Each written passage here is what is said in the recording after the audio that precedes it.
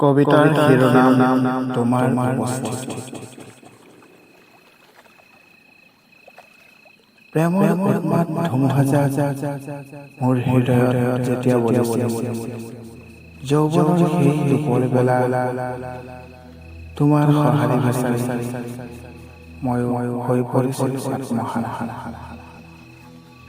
কিন্তু সেই সময়ত তুমি অন্যমনস্ক হৈ মোৰ পৰা আঁতৰি যাব বিচাৰিছিল।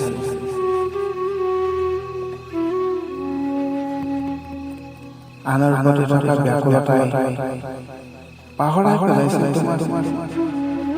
মোৰ সেই আকুলতাৰ কথা।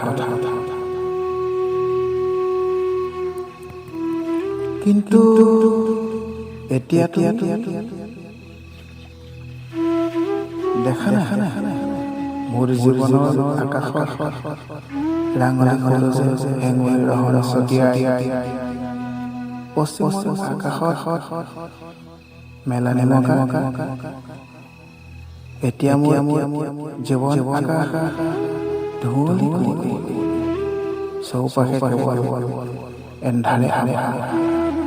এই সময় মই কাহানি বিচৰা নাই মোৰ জীৱনত তোমাৰ প্ৰয়োজনীয়তা। এনে দুৰ্গম সময়ত কি আশা প্ৰত্যাশালৈ তুমি মোৰ ফালে আগুৱাই আহিছা।